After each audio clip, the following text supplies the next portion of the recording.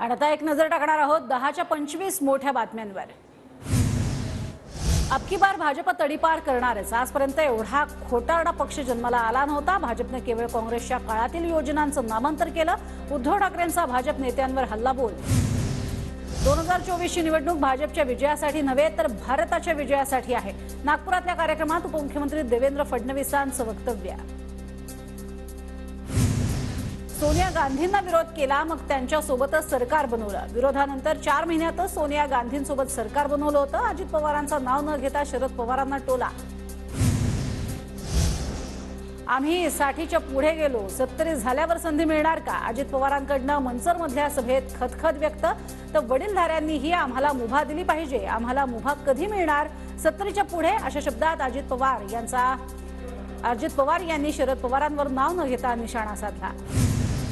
मावळ लोकसभा मतदारसंघातनं ठाकरे गटाचे संजोग वाघेरे हे लोकसभा लढणार आहेत। उद्धव ठाकरे यांच्याकडनं अधिकृत घोषणा। मावळमध्ये आता विद्यमान खासदार श्रीरंग बारणे विरुद्ध वाघेरे यांचा सामना रंगणार।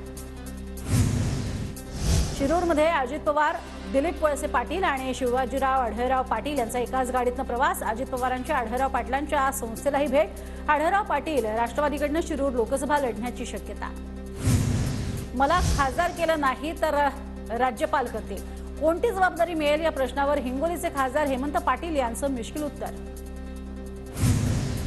हिंगोलीची लोकसभेची जागा भाजपला मिळावी, आमदार मुटकुळे यांची मागणी। तर तानाजी मुटकुळे यांनी देवेंद्र फडणवीसांना हिंगोलीच्या जागेची केली मागणी। सध्या हिंगोली लोकसभा मतदारसंघात शिंदेंचे हेमंत पाटील आहेत खासदार। बारामती मतदारसंघातील अंतर्गत वाद मिटवण्यासाठी महायुतीची पुण्यात बैठक। वाद मिटवण्यासाठी तालुका स्तरावरती समन्वय ठेवा, चंद्रकांत पाटलांच्या सूचना।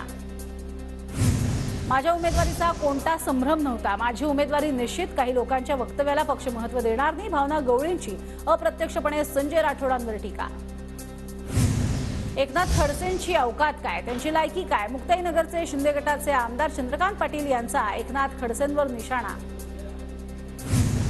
भावना गवळींना पक्षानं तिकीट नाही दिलं तर माझ्या पक्षाकडनं तिकीट देईन मी आणि माझा पक्ष गवळींच्या पाठीशी, महादेव जानकरांचं वक्तव्य। रत्नागिरी सिंधुदुर्ग लोकसभेच्या जागेवरून भाजप शिंदे गटात धुसफूस। रत्नागिरी सिंधुदुर्गात भाजपचाच खासदार झाला पाहिजे, लोकसभेच्या बदल्यात रत्नागिरी विधानसभा द्यायला तयार, भाजपचे माजी आमदार बाळ माने यांचं वक्तव्य।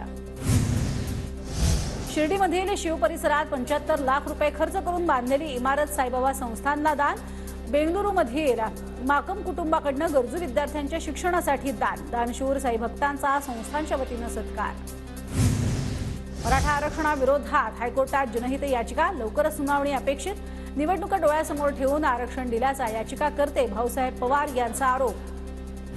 गुवाहाटीमधील हॉटेलमध्ये शिंदे गटाच्या आमदारांकडनं एअर होस्टेसच्या विनयभंगाचा प्रयत्न, आसिम सरोदनेचे गंभीर आरोप। तर शिंदेसोबत गुवाहाटीला गेलेल्या 2 आमदारांना मारहाण असाही सरोदेंचा दावा।